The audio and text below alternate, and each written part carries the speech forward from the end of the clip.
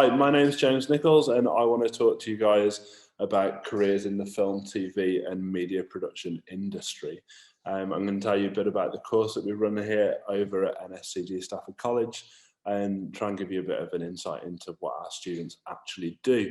I think for a lot of people, moving image content has been a little bit of a mystery until recently, and the rise of video calling, as well as a lot of people in all manner of jobs having to try and create videos, I think has brought that to the forefront a little bit more than has previously been. So let's see if we can get this slideshow moving.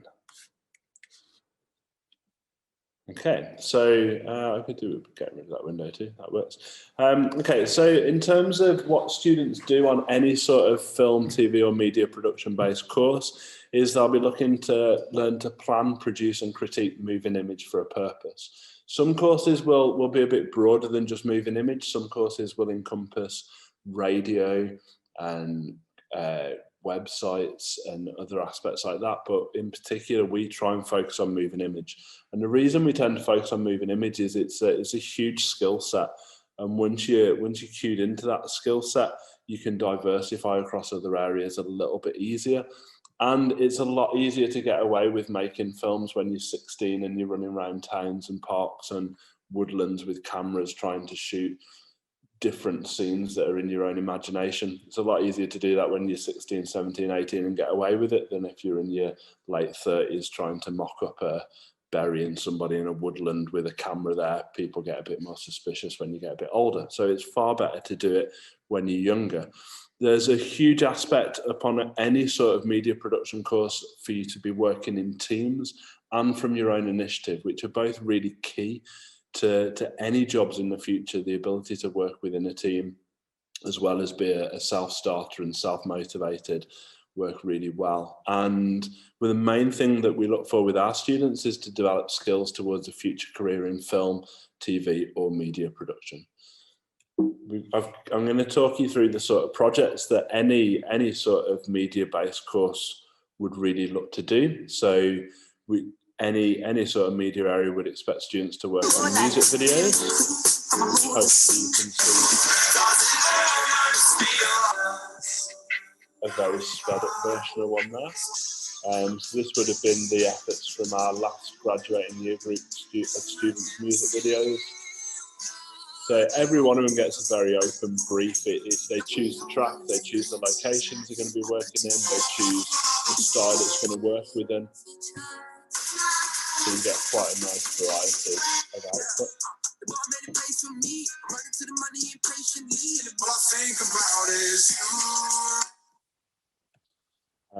Our students will work on narrative-led productions, so this will come from script writing through to planning those productions, through managing the cast and managing the locations. We got a bit too drunk. Diego and me, we were dancing on the... Don't even bother getting that microphone out again. Camilla? Does it matter where we go? All that matters is we get back to them. The work on promotional content such as adverts.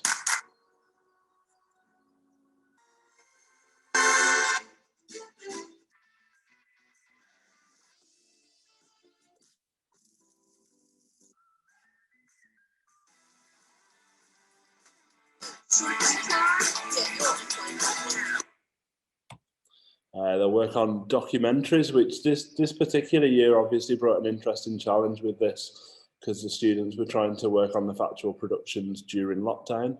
So they made use of things like Zoom, Skype, Teams, and interviewed people from wherever they could get hold of people, as well as creating video diaries of what was going on and it's kind of vlogging the work that they were producing. So it's quite an interesting outlook this particular time. Some students did branch beyond that and look at other topics outside of lockdown and outside of COVID. The secrets behind the closed doors of modern animal farming. Stafford has shown a growth in homelessness. So you've got a shadow over you, but you don't know what it is. It's got the HS2 and the West Midlands Network Rail.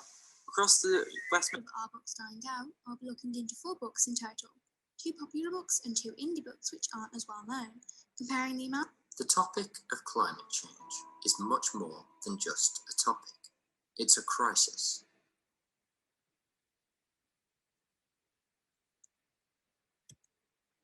We look at producing short idents. Stop the howl.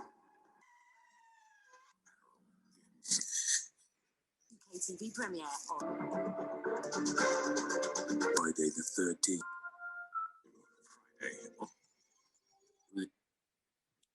We look at producing experimental art-based films and looking at how we can project that content in different ways to just seeing videos maybe on a phone or on a computer screen.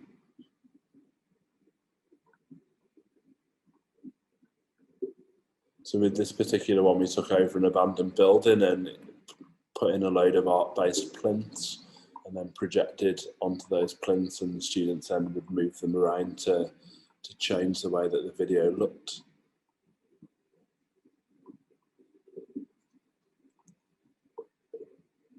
And that kind of project opens their imagination up into what they can do in post-production and what they can do with editing. So they create things that are a bit different to what they'd normally work on.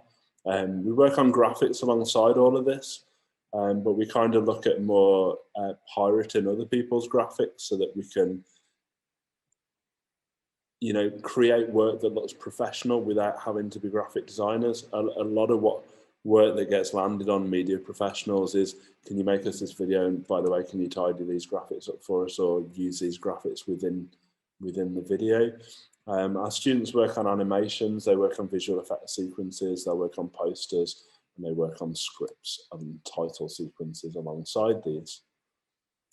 So I wanted to talk a little bit about the equipment that students use and how that ties in with everything I would like to else. pursue But a media first they career. can talk. This would involve things such as editing, graphics design, maybe even social media influencing. The course is really good. It helps me to develop real world skills that I can use in a career, not just in college. I feel like we have a good ratio to theory to practical. Well, you get to learn professional knowledge on filmmaking and gain experience in the field via access to all sorts of equipment, from cameras and microphones to things you didn't even know existed. The way we learn as well isn't just boring traditional ways like exams. The coursework's really interesting. Over the last 2 years, we've had a lot of time to be really creative and be really free. Learn different camera techniques such as double exposure, slow motion. There's access to software for video and image editing, much of which can be hard to learn for anyone trying to do it alone. I have done several different work placements. Across the 2 years, I've learned everything that I thought I would. It did meet my expectations. I knew I wanted to work in the medium. You can just go on the college website and search for media. So we use a range of equipment across the course. Our students start with handycams and tripods, which is really the starting point for any young filmmaker or moving image content creator, is just getting your head around different shot framings and how to get cameras into positions you wouldn't naturally hold them with your hand. And then from there, our students progress to using gimbals and GoPros. The GoPros give us a lot more versatility with filming with slow motion. The gimbals give us a lot more ability to create steady tracking shots and motion driven shots. And then from there, they'll progress to using our Canon C100 Mark II cameras, which are entry-level cinema cameras. They're kind of based around the body of a DSLR, but set up purely for filmmaking. So it gives us a lot more independent control as a director of photography at that point in time. One of our students from this year's first year projects did us a lovely time lapse of him and another peer in the group working on set. So I thought this would be quite nice for you guys to see, for anybody who hasn't necessarily worked on early productions, to get an idea of what can go on set.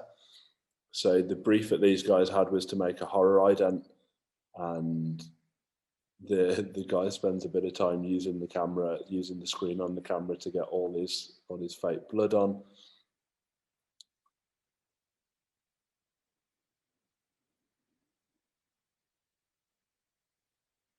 So I think from my memory, I think the recording was over about 2.5 hours of them turning up, getting the set ready, and then applying the fake blood to create the scene. And then you can see them watching the clip back. They watch it back a couple of times, and then they reshoot it, and then they dismantle everything down. The productions always kind of have to happen wherever the students are planning on them happening. So our students end up outside a lot, and they end up all over the place quite a lot, which at the moment in lockdown is a little bit tricky, and it's restricting us to a degree.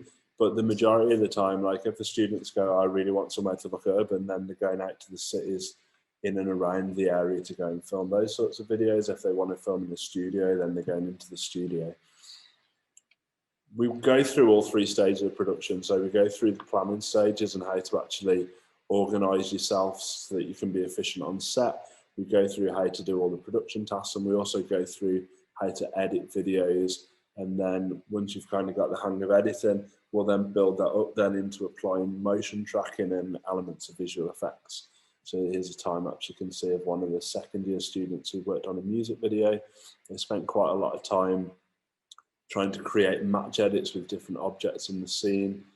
And it's overall the finished piece works really nicely, which you can see over on our YouTube channel.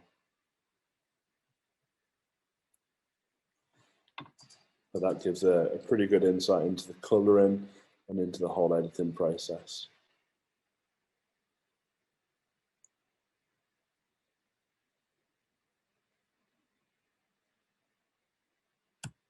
Okay.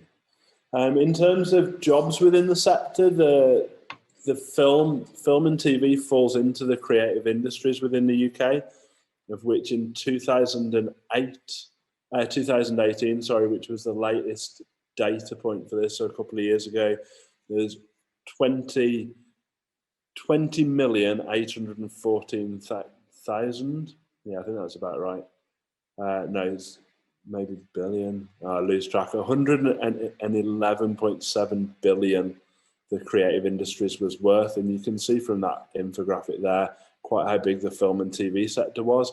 The advertising sector, which is nearly as big as the film and TV, relies incredibly heavily on media output. So, I mean, some of you would have heard Kirsty talking earlier about PR and marketing and quite how much video work comes into play with that now. So there's a huge crossover between those areas. And obviously, like the music, arts and culture, there's a huge crossover there as well with that for the sort of backdrops you see on stages now. It's such a fundamental grounding now for all the different sectors. You can see a few of our students working on set in the local area there as well. In terms of careers, I'm just trying to watch the time. I'm aware that I'm kind of running out. Sam Townsend, who studied with us back in 2010 to 2012, is now an assistant producer at Premier League Productions. So he gets involved with interviewing a number of ex-former professional footballers, current professional footballers, working on features that go out on Sky and BT. Reese McFarlane works with visual effects. He's now the project manager, so he's going out on set to communicate with directors as to how visual effects sequences can work. He works with Framestore in London. We've got Georgia, who works as a scheduler for Discovery Channel, who also graduated 2012. Our most famous YouTuber, but not our only social media influencer by far, but our most famous one is Nico Omalana, who I think is up to about 3 million subscribers now. He comes up and sees us most Christmases and is doing incredibly well with himself. The picture on the right there, the other person in the shot is George Wise, who, if anybody follows Nico's YouTube channel, you'll have seen George popping up. George does all the filming behind the scenes. He does all the post-production work with Nico as well, but they're very switched on, very driven. If you look over on our YouTube channel, we've got a lot of interviews that I was doing with different former students over lockdown. In terms of what happens after our course, our students will generally look at going to university and using that as a specialist route. So they'll go and study at a film school, or they'll go and study on a TV broadcast course or a journalism course, as opposed to doing something really broad. In terms of other than that, because I think I'm about out of time. If you're just about to stop you. Get in touch with us. There's our details. We've got an open event at Stafford College on November the 26th at 5:30.